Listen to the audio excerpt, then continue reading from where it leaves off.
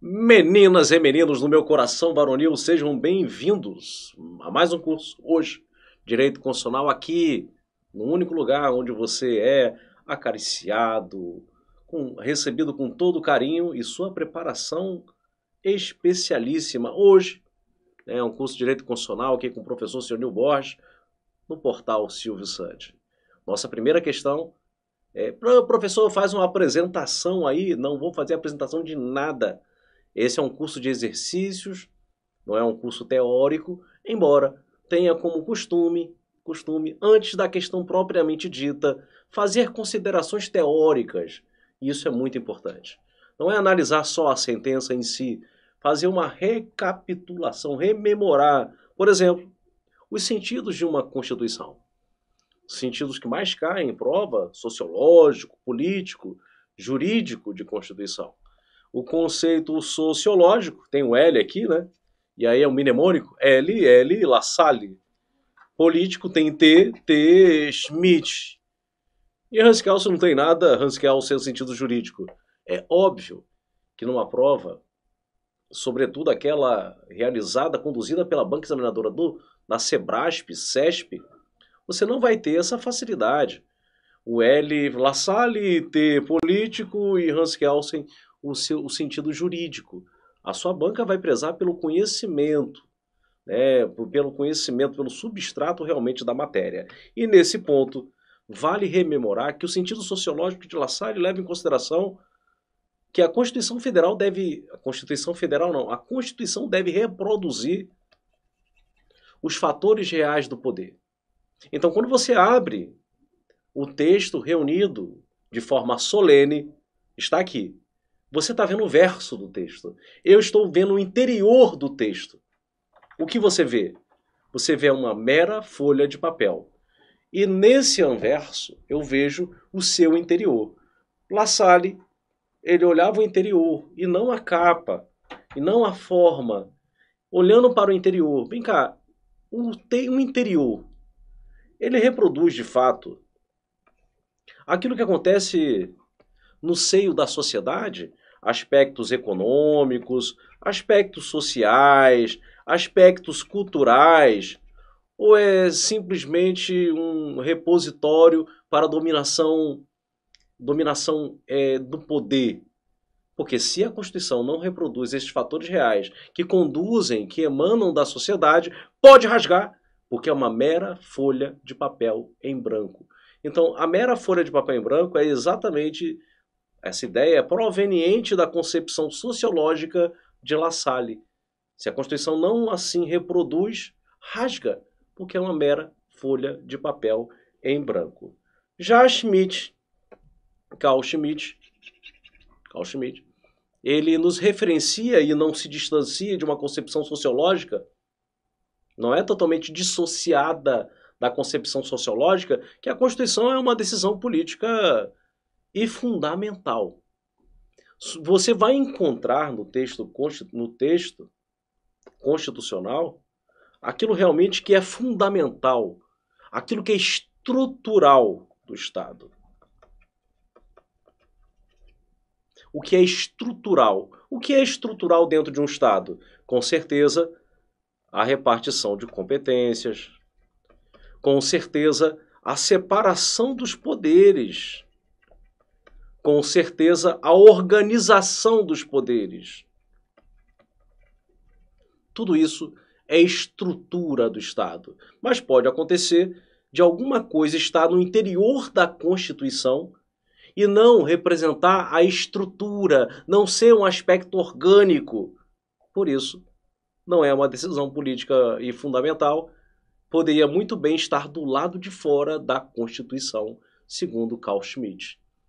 O texto constitucional, ele só pode, na visão dele, reproduzir uma decisão política e fundamental. Se não reproduz, joga para o lado de fora. É uma mera lei constitucional. Essa é a concepção política de Schmitt. E a que mais cai em prova, talvez seja, e é, na verdade, a concepção de Hans Kelsen em sua teoria pura. Hans Kelsen tentou isolar a norma e seu dever ser.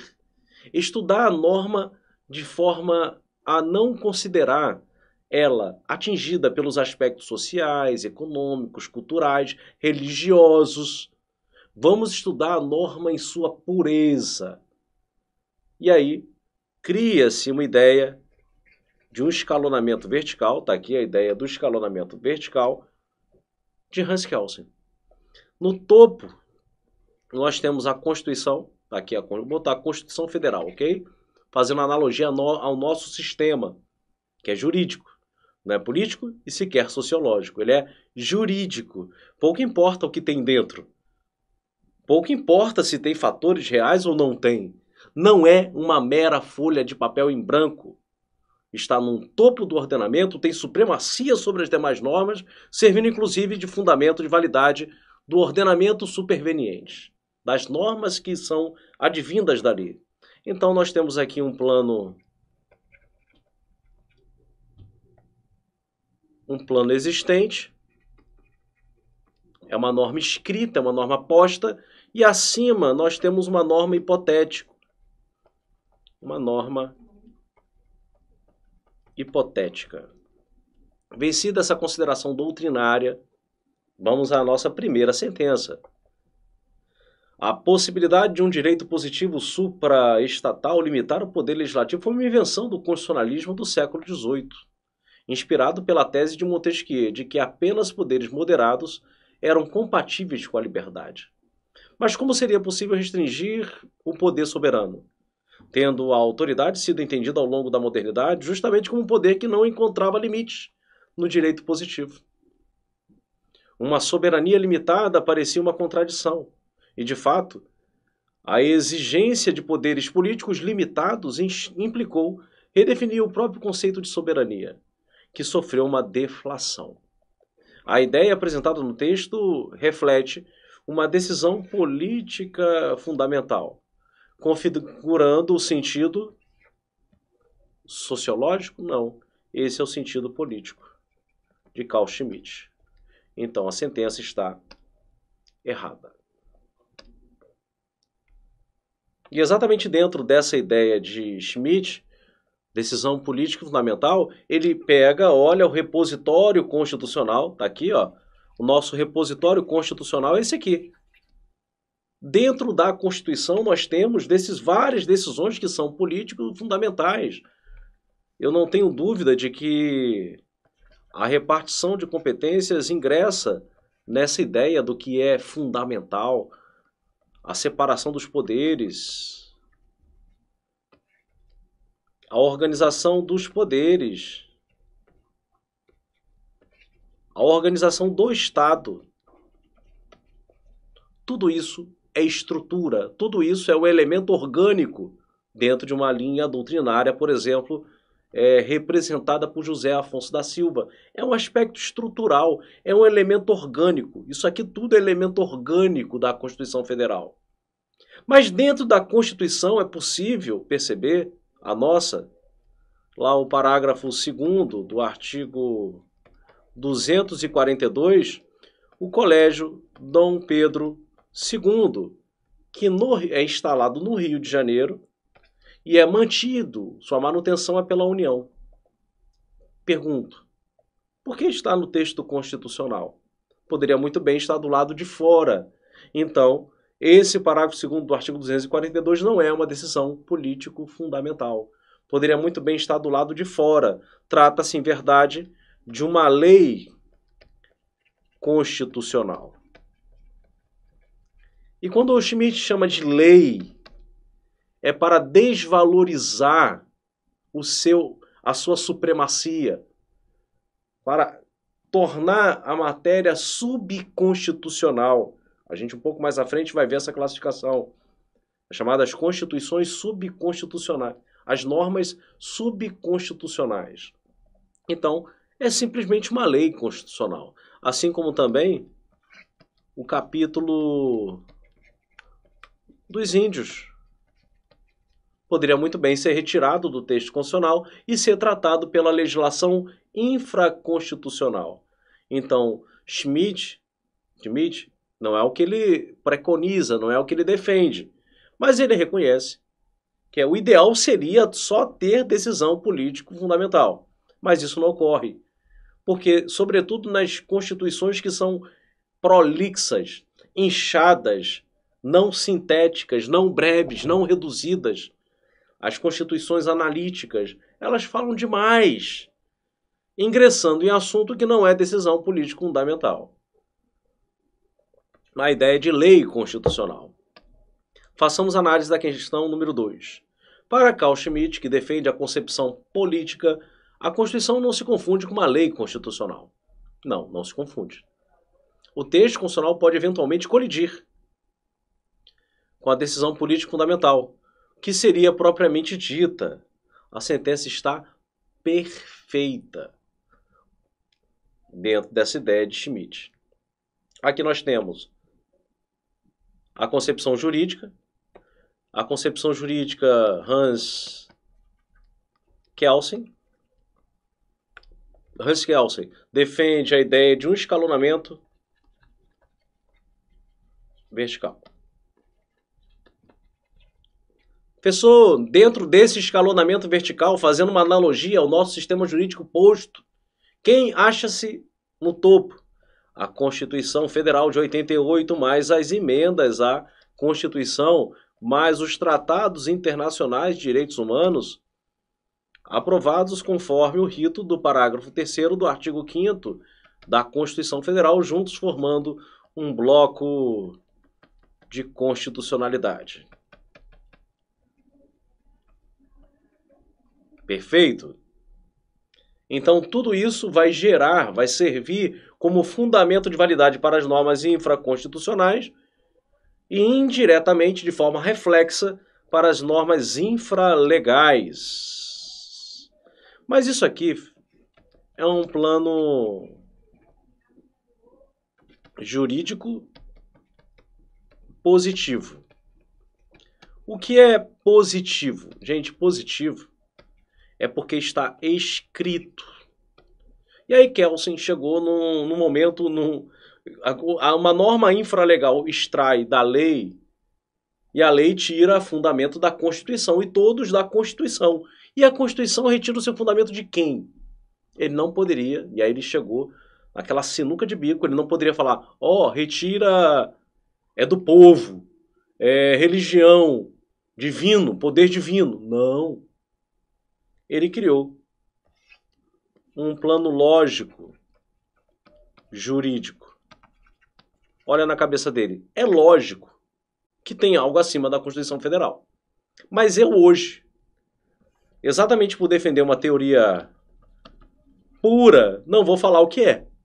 É lógico que tem algo no plano jurídico acima da Constituição Federal, de onde ela extrai o seu fundamento de validade. Mas hoje eu vou falar que é uma norma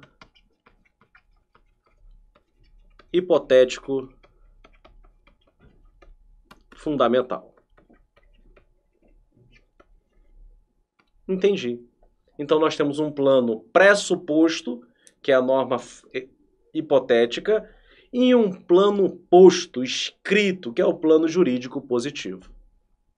Vindo a questão, diz assim: a Constituição Federal goza de supremacia, tanto do aspecto material quanto do aspecto formal, verdadeiro. Tudo aquilo, voltando aqui ao nosso desenho, tudo aquilo que está dentro da Constituição, tudo tem supremacia. Tudo tem supremacia. Não, professor, é só sobre o aspecto formal. Ah, é? Então você vai me responder. Quem vale mais? Quem vale mais? É uma pergunta. Vale mais o Colégio Dom Pedro II, que está lá no Rio de Janeiro, mantido pela União, quem vale mais? Ou uma lei orçamentária que está dentro de uma lei ordinária? Quem vale mais? Qual é a norma que vale mais? A norma que vale mais é o colégio. É o colégio. Ou seja, embora seja tão somente formalmente constitucional. Então, cuidado, a supremacia vista no texto constitucional, a nossa supremacia, pouco importa o seu conteúdo. Todas as normas, tirando o preâmbulo, que não é considerado norma jurídica, vai ter idêntico valor. Pouco importando a sua matéria, o seu conteúdo. Então a sentença está verdadeira. Vamos trazer agora a classificação das constituições, tema querido do CESP, querido da FCC, VUNESP, qualquer banca examinadora. Vamos lá a uma rápida classificação. As constituições quanto à estabilidade, mutabilidade, alterabilidade, é isso mesmo, a forma que vão sofrer alterações futuras supervenientes podem ser classificadas como flexíveis, entenda esse sinal como semelhante à lei ordinária. Uma Constituição ser flexível é ser alterada observando a mesma solenidade que tem uma lei ordinária. Entenda, não tem solenidade. Uma norma flexível, uma Constituição flexível, não tem solenidade. Serve como uma lei ordinária. Isso acontece muito. Acontece demais. Sobretudo dentro do sistema consuetudinário. Acontece demais dentro do sistema consuetudinário. Consuetudinário é aquele baseado em costumes. Consuetudinário é costumes. E por que, professor, dentro de um sistema consuetudinário? Porque lá, uma Constituição, ela tem o mesmo valor do que uma lei. Porque o que prevalece é a supremacia material. Então, alterar uma Constituição, uma norma constitucional, pode ser como alterar uma lei ordinária. Às vezes, a lei ordinária vai ser mais valiosa do que o próprio conteúdo constitucional, porque a matéria é mais importante, a matéria lá é materialmente constitucional, e não só formalmente constitucional. Já uma Constituição flexível, semi-rígida, é parte dela alterada como se fosse uma lei ordinária, e outra parte é superior à lei ordinária. Quero dizer que existe um conteúdo dentro do texto constitucional que só vai sofrer alteração a partir de um processo solene. E outra parte não. Segue de uma lei ordinária. Significa dizer que parte é flexível, parte é rígida. Por isso chamada de semi-rígida. Exemplo, a Constituição do Império de 1824. A gente tem lá a Constituição e nós temos as leis constitucionais. Faz lembrar muito o quê? Carl Schmitt. Nos faz lembrar Carl Schmitt. Existe algo que é constitucional e o que é constitucional é superior ao que é uma lei ordinária. E dentro da Constituição tem algo que não é estrutural, orgânico, e pode muito bem ser alterado por uma lei ordinária. Já uma Constituição do tipo rígida é aquela em que o processo de alteração é mais solene, mais dificultoso do que uma lei ordinária. Processo mais dificultoso. Vai alterar uma Constituição? Existe um processo muito mais rigoroso do que alterar uma lei ordinária. Vamos à questão. A vigente Constituição brasileira é... A vigente é a de 1988. No que se refere à estabilidade, mutabilidade, alterabilidade, semi-rígida, preciso continuar? Não, eu não preciso continuar. Semi-rígida foi a Constituição do Império de 1824, logo a sentença está errada. Prosseguindo, outras classificações. Raramente a banca ingressa nessas outras classificações, mas elas caem, e quando cai machuca, porque raramente é cobrado o assunto. Uma Constituição pode ser considerada fixa, aquela caladinha, silenciosa. E por que que a Constituição é considerada silenciosa? Imutável, granítica, monolítica. Por quê? E a super rígida? Gente, quando você vai alterar a Constituição de 88, exemplo, vai ter lá o poder de reforma, e esse poder de reforma é emenda à Constituição. E emenda à Constituição, poder de reforma, é poder constituinte de segundo grau. Eu não preciso do ressurgimento do poder permanente de primeiro grau, o genuíno, o originário. Uma Constituição fixa, caladinha, silenciosa, é porque, para ela ser alterada, eu preciso chamar o trabalho do poder constituinte originário. O poder constituinte originário tem que ser, por exemplo, convocar uma Assembleia Nacional Constituinte. Uma Assembleia Nacional Constituinte para uma emenda à Constituição, por isso ela é considerada fixa. Porque apesar da possibilidade de ser alterada, vai ser muito difícil ela ser alterada. Porque reconvocar uma Assembleia Nacional Constituinte para uma emenda, então ela se torna silenciosa, fixa ao longo do tempo. A imutável, como o próprio nome diz, é aquela que não pode ser alterada. Granítica.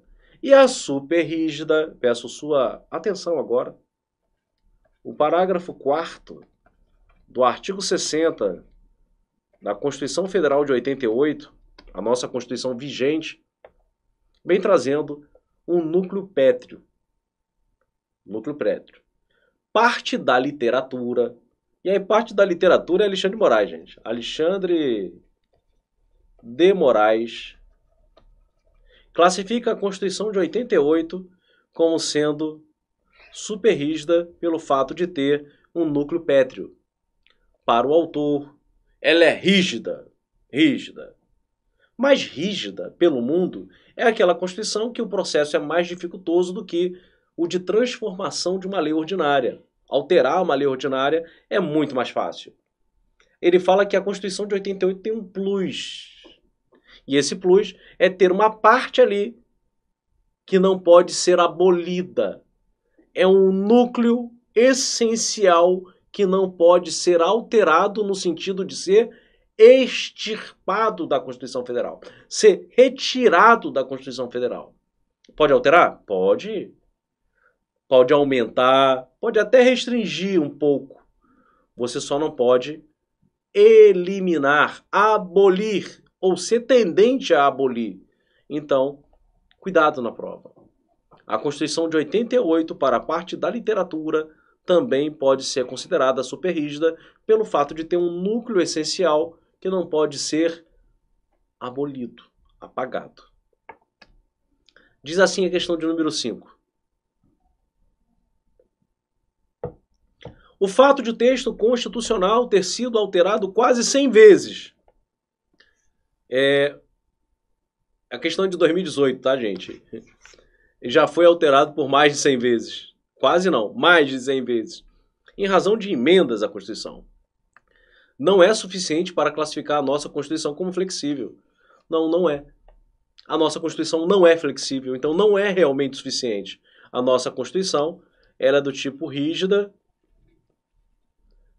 e para alguns chamada de super rígida. Então a sentença está perfeita. Vamos lembrar aqui o seguinte.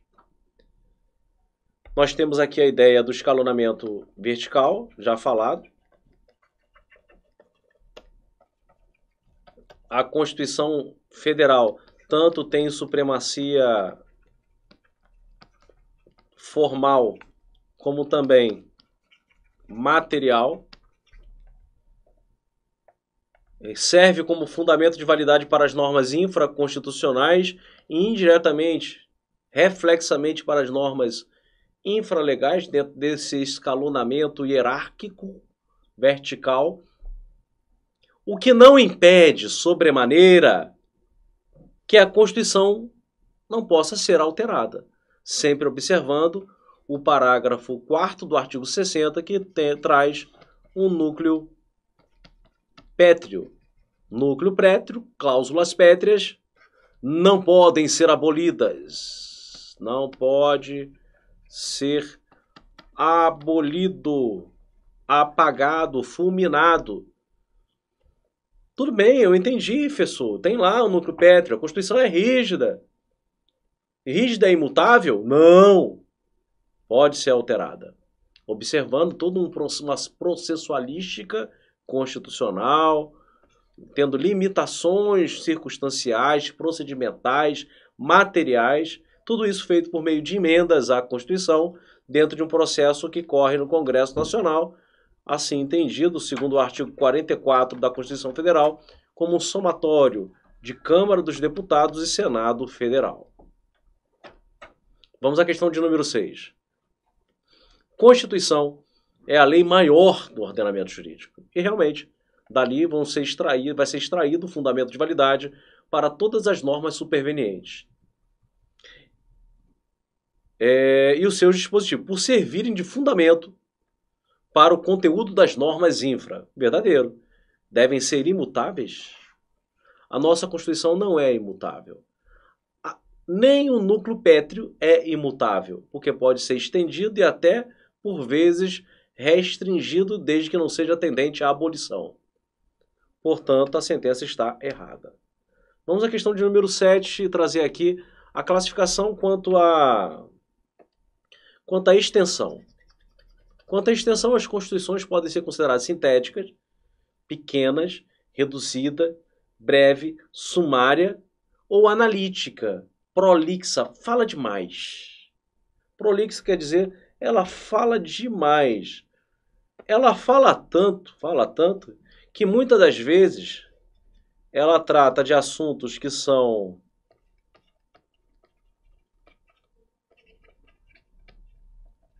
só formalmente constitucional. E é verdade. Se você olhar o exemplo da Constituição Federal de 88, ela trouxe lá, durante muito tempo, ela trazia lá o direito financeiro. O artigo 192 vinha trazendo toda uma normatização de direito financeiro.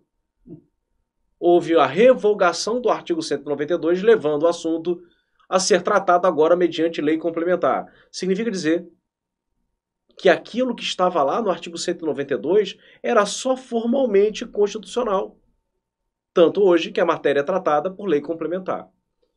E conteúdo material, gente, eu não tenho dúvida de que direitos e garantias individuais fazem parte de um núcleo materialmente constitucional.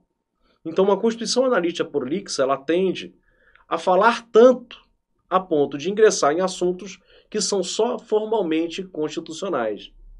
Já uma sintética, reduzida, breve, sumária, elas têm mais estabilidade, mais flexibilidade.